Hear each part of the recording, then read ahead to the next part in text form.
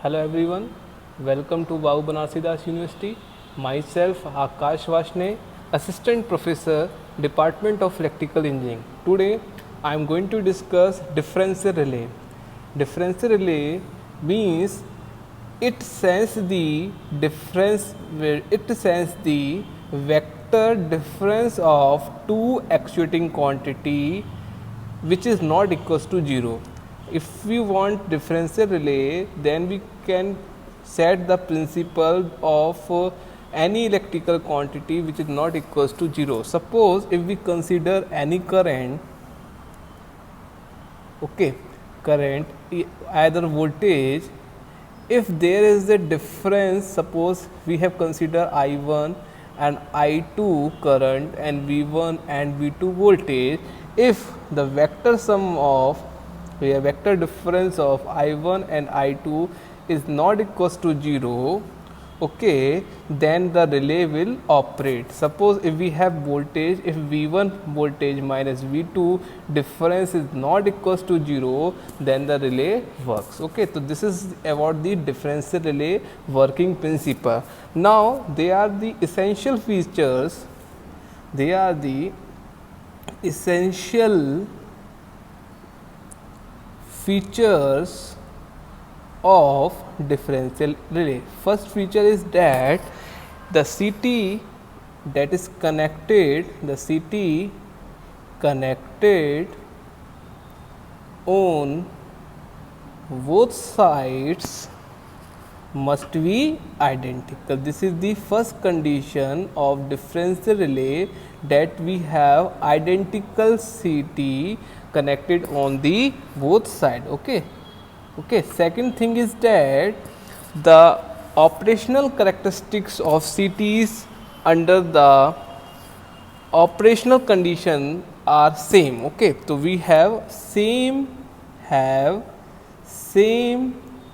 operational characteristics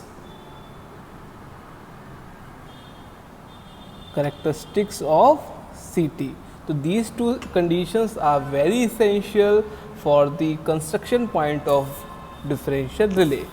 Now differential relay are classified into two types. Okay, basically there are two types of differential relay. First is current differential relay.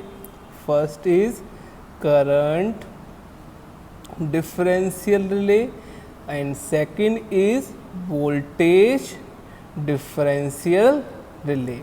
So these are the two types of differential relay. Now firstly we discuss current differential relay. So now we see the working of current differential relay.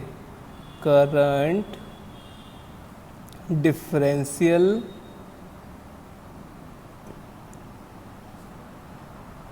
relay. Okay, so in current differential relay, if we want to operate current differential relay, so we have current as the actuating quantity. Okay, in the current differential relay, we have current as the actuating quantity.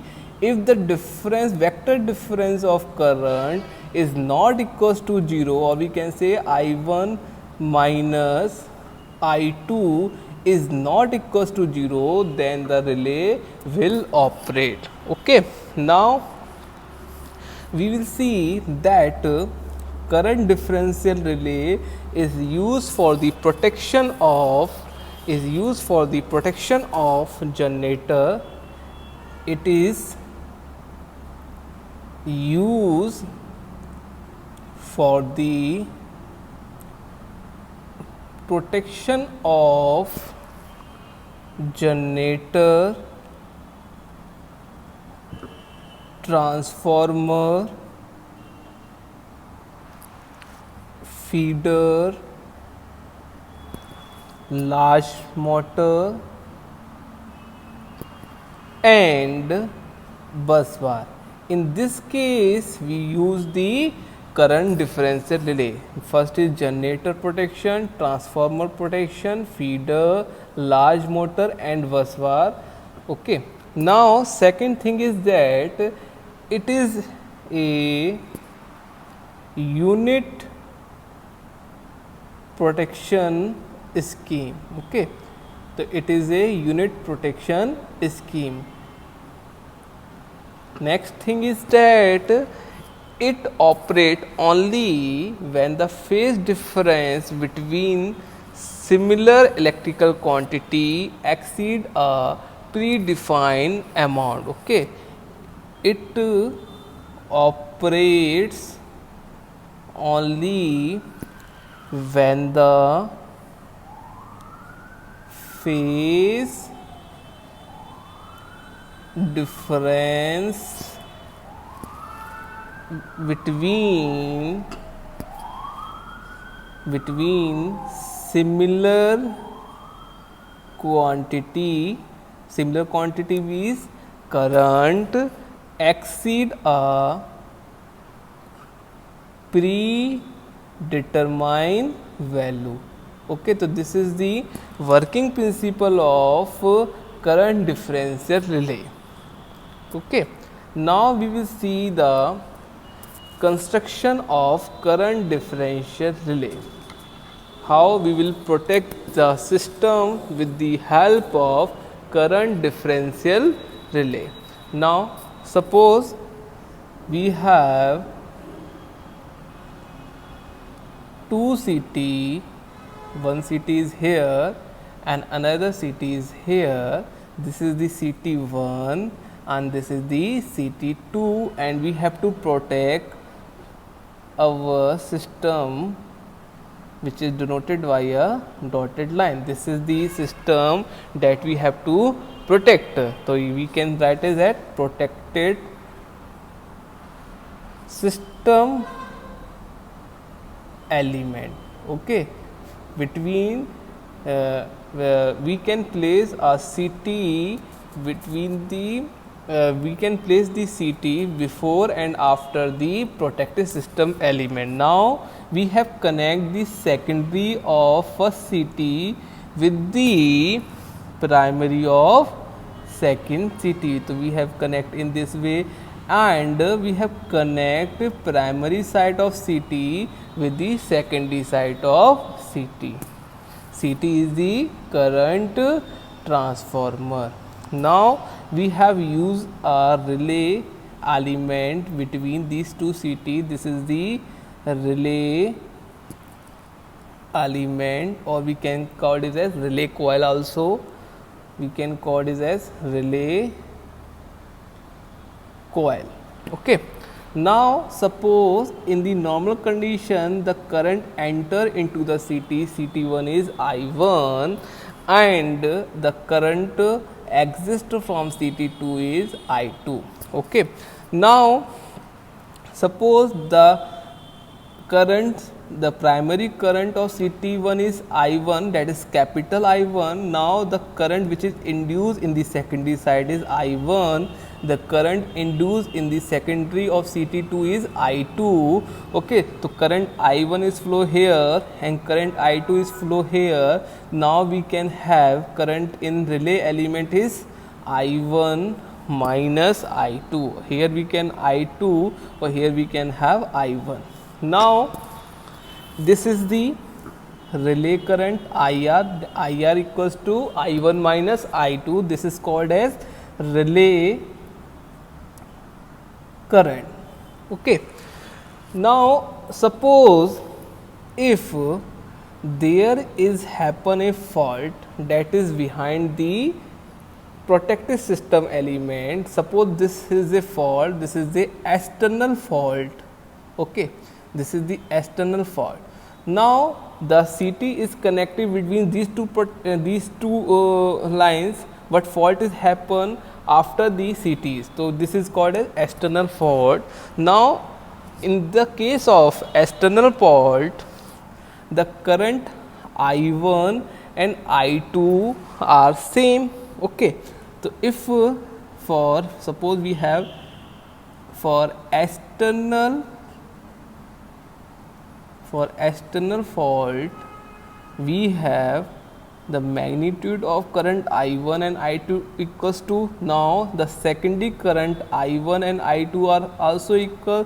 So then we have relay current equals to I1 minus I2. So I1 equals to I2, we can get 0. So we can have relay current is 0. So in this case, the current through the relay element is 0.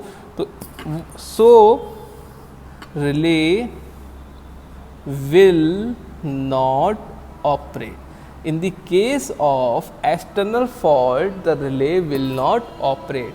Now one thing is also kept, this the wire, the CT, the two CTs are connected with the help of Paulet wire. This is the Paulet wire. Okay.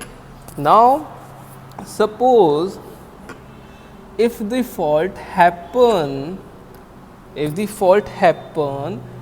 in this region, suppose the fault happen in the protective system, this is the internal fault. Now in the case of internal fault,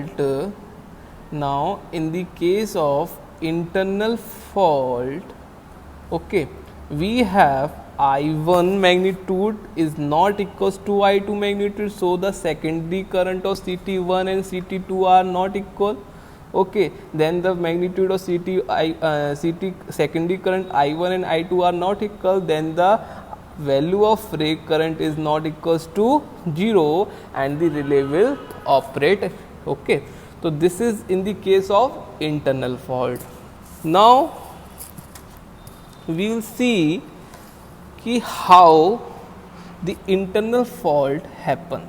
Now we will see, this is the CT1 and this is the CT2 and this is the protective system element.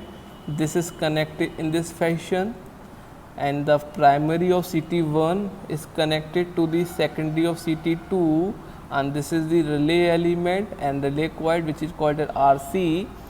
Suppose we have current here I1, suppose there will be fault here, this is the internal fault, then the current induced in the secondary side of CT is I1 and from here current I2 is enter into the CT2 and the induced current is I2. Now in the relay coil we have IR equals to I1 plus I2. Now this IR relay current if greater than I set value, if the value of relay current is greater than I set value, then the relay will operate. Okay, so this is about the internal fault which is happen in the case of current differential relay. Now we have considered one more example of three-phase system. Okay, in three-phase system we have three phase. Suppose we have, this is the R phase, this is the Y phase and this is the B phase. We can write as a R, Y and V, and three CTs are connected. We have connected three CTs in this fashion. This is the CT1, this is the CT2. We can write as CT1, CT2 and CT3, and we can consider here in this fashion and CTs are connected in this case, and the relay element is connected. Now this is the relay element. Now we have in R phase I1 current, here we can have I2 current, here we can have I3 current. Now in the relay IR equals to vector sum of I1 plus I2 plus I3. This is the vector sum we have. If the IR value is greater than I set value, the relay will operate and we will protect our system. Okay. So what there are various difficulty that is associated with the differential protection. Okay, so we will discuss what are the difficulties we have. Difficulties difficulties associated with differential relay. Okay, so what are the difficulties? First difficulty is that difference in length of Paulet wire.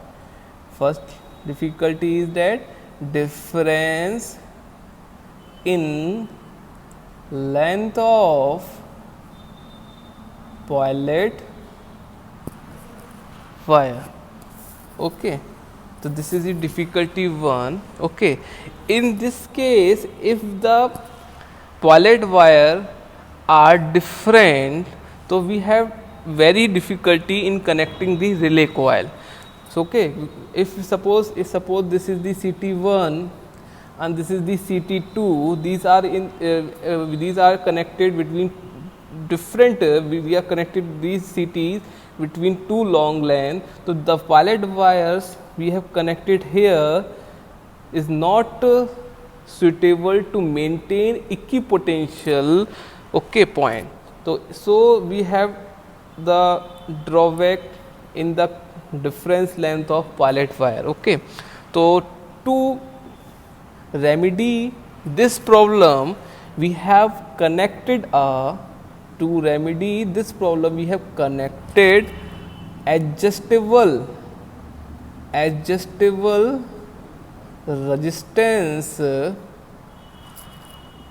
in series with the Paulet wire. Okay, with the help of adjustable resistance in series, we will solve the our problem, that is difference in length of Paulet wire. We have connected a adjustable resistance here and here. Here we have the relay coil. Okay, in this way will we solve the problem. This is the adjustable resistance. So, this is the difficulty 1. Difficulty 2 is that there is a mismatching of CT ratio. Okay, so second difficulty is that CT ratio mismatching, because in the essential features of differential relay we will discuss that the CTs that are connected in the differential relay are identical and have same operational characteristic, but according to manufacturing point of view, two CTs are not exact identical in nature, so that we will get a so that we can get a difference in current that is passed through the relay coil and the relay will operate under normal condition. So, there is the CT problem is also there. To solve this problem, we have another relay, that is percentage differential relay. So, in the percentage differential relay, we will solve the problem of CT ratio. So, this is about the current differential relay. Now, we will see another thing, that is voltage differential relay. So, now we will see the second type, that is voltage differential relay. So, in the voltage differential relay, the relay coil is actuated by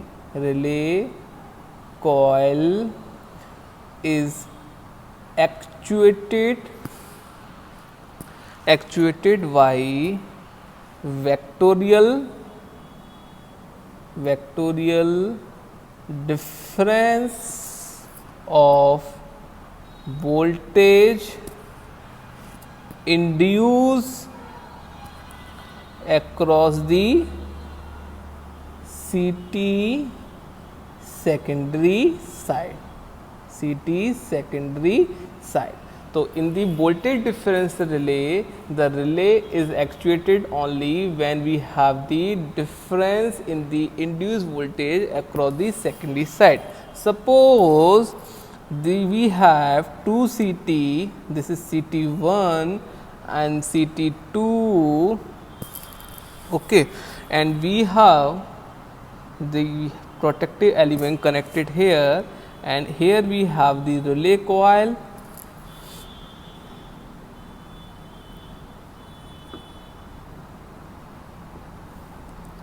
we have the induced voltage here E1, or here we can have E2. If in the normal condition, or we can say in the no fault condition, in the no fault condition, E1 is equals to E2, so we can have relay will not operate, relay will not operate here. Now, in the case of faulty condition or abnormal condition, the E1 is not equals to E2, so the relay will actuated and it will trip the circuit. So in this way, voltage differential relay is work. Okay. Now next topic is bias oblique percentage differential relay.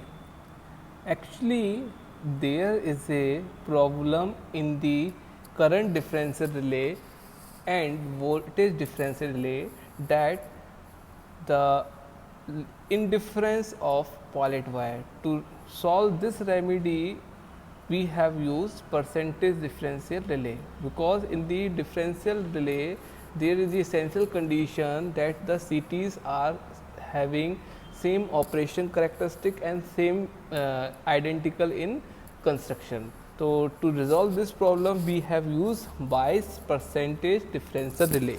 So in bias differential relay, suppose this is the CT we have placed here, this is the CT1, this is the CT2, and this is the protective system element,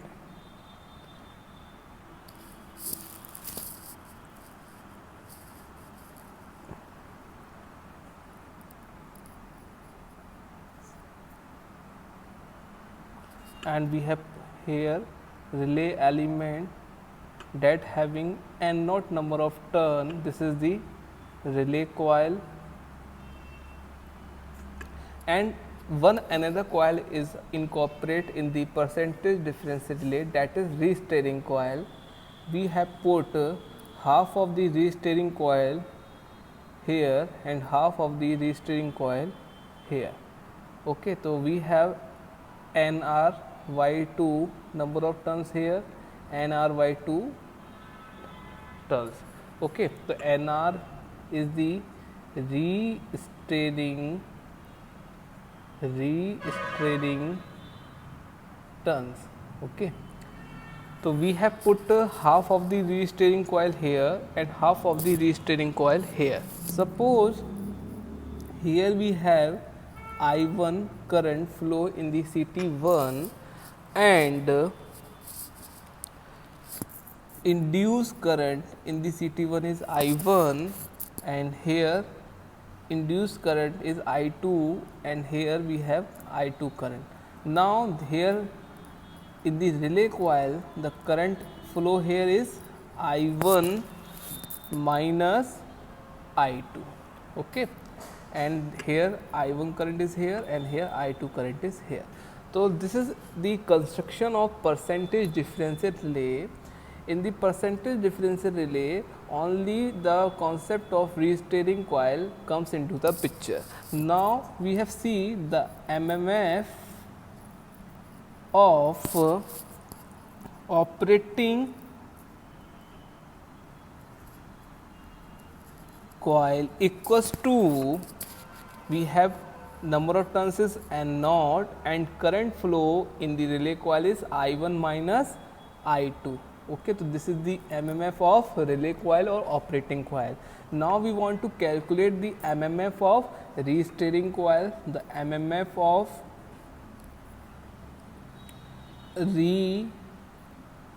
re-straining coil equals to current flow in this is I2, number of turn is NR by 2. Here current flow is I1 and number of turns is NR by 2. We have taken NR by 2 common here, we will get I1 plus I2.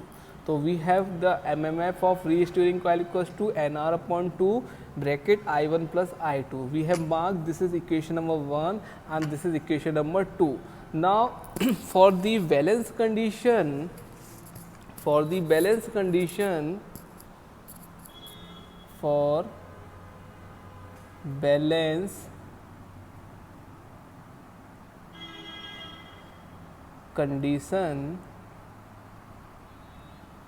the MMF of operating coil, the MMF of relay coil equals to MMF of re-straining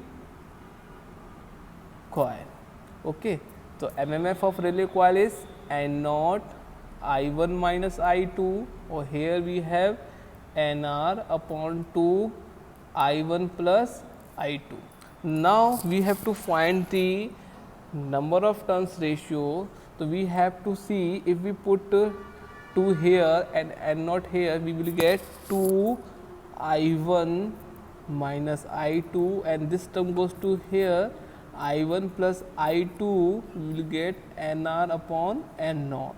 Now we have get NR by N naught equals to 2 times of I1 minus I2 upon I1 plus I2. So this is the ratio of re-steering coil to the operating coil, which is equals to twice of I1 minus I2 upon I1 plus I2. This is the very most important equation of percentage differential relay.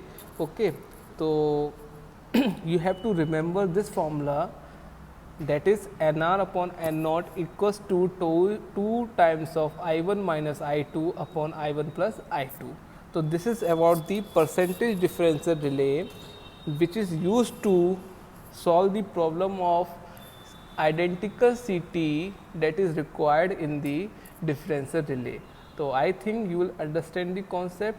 Thank you and have a nice day.